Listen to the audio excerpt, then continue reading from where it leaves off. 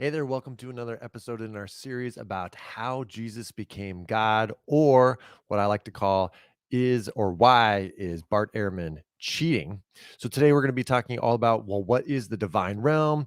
What does it mean to be divine, or what is divinity? And do things cross in between the two of them? This is the next topic in Bart Ehrman's book that we're looking at, How Jesus Became God. He talks all about the divine realm, and he wants to make the case that there is kind of historical precedent for humans entering up into the divine realm. So, to look at that, we're going to think through how maybe we could think of the divine realm as like a high school cafeteria. So, all of you, blast from the past, we're going to head back to high school.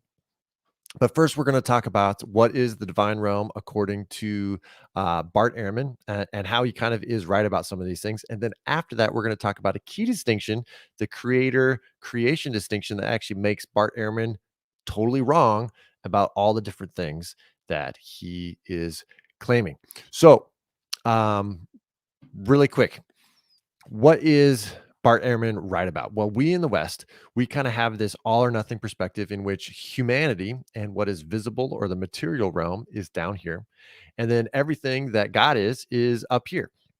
And that God alone is in kind of the divine realm or the divine space.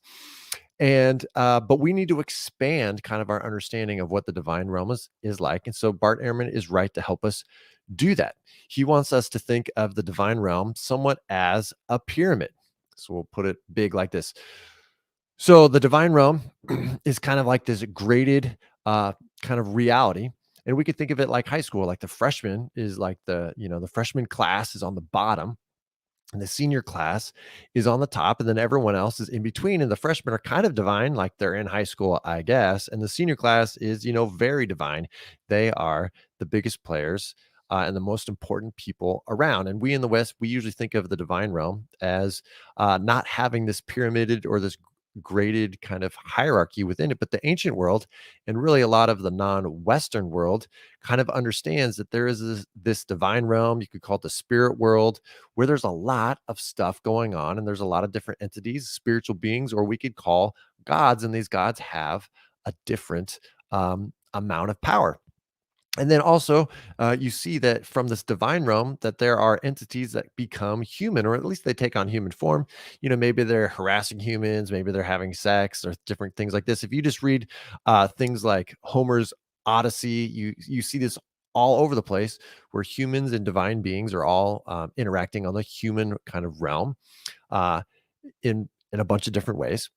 And then on top of that, with gods coming and becoming human, you also see that humans become gods, or they enter the divine realm in some way. And so Bart Ehrman talks about how people like the Caesar kind of are exalted from the human realm. Let me go to the next slide here. Uh, Human Caesars are exalted. They're kind of lifted out of the material human realm, and they're kind of placed at the lower level. I like they're the freshmen in high school, in this high school cafeteria.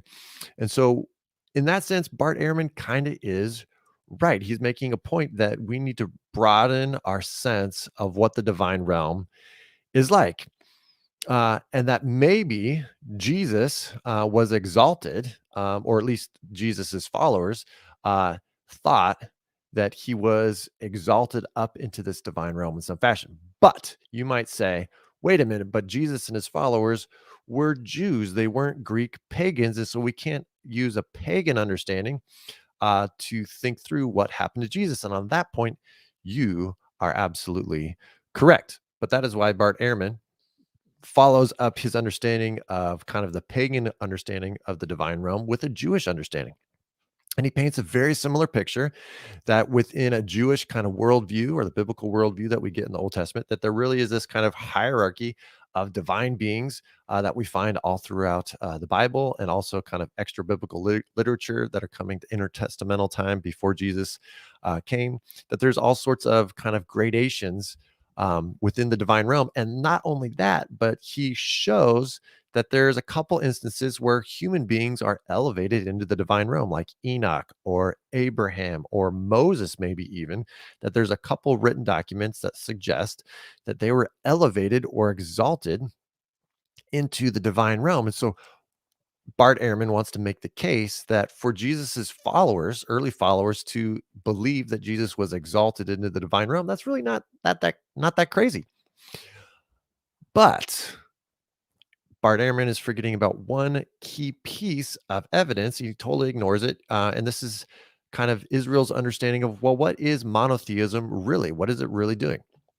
I'm going to go to this bigger slide again, and it's this idea that there's a distinction between the creator and creation. There's a distinction between the creator and creation that Bart Ehrman ignores. And so he wants to make God, Yahweh, the Jewish God, to kind of be like the very tippy top of this high school pyramid. That God is like the football star, the prom king, and the student body president all rolled up in one. And he's like the very apex of this hierarchy. And then, and then maybe Jesus or, Moses or Abraham or the angels, like they're lower on the hierarchy, but they're all still within this high school kind of understanding. God, Yahweh is just the top of the class. But that's really not what Jewish monotheism believed. They believed that God is actually outside of the hierarchy, that God does not fit upon this, freshman to senior class kind of understanding of divinity, of the divine realm.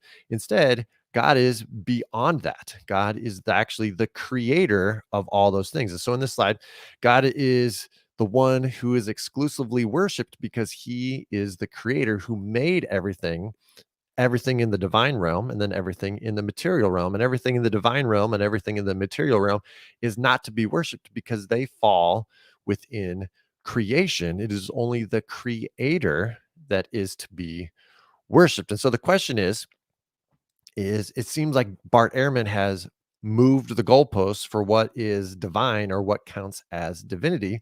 And he tries to make it seem like it's no big deal for Jesus's followers to kind of thought that Jesus was exalted, just like um, Augustus or Caesar was exalted into the divine realm.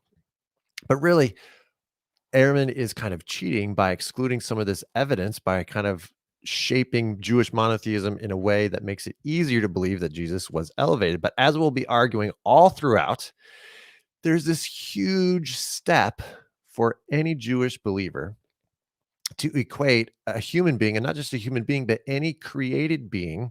It's a huge step to claim that any created being is at the same level of God. Like there has to be extraordinary reasons for making that step. They have to be so compelling. But really, Bart Ehrman is not giving us that compelling evidence. He will later, which we'll get to, and he'll say, well, the resurrection was that compelling evidence.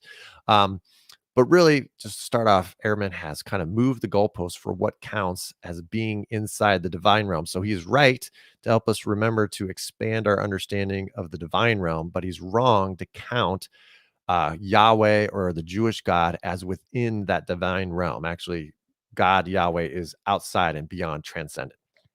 So in the next video of this series, we're going to now turn to Jesus and what did Jesus actually think? How can we know and understand who Jesus was. And we're going to be looking at the criteria or the different methods that Bart Ehrman looks at. And we're going to keep asking the same questions. Is he really getting at the true Jesus?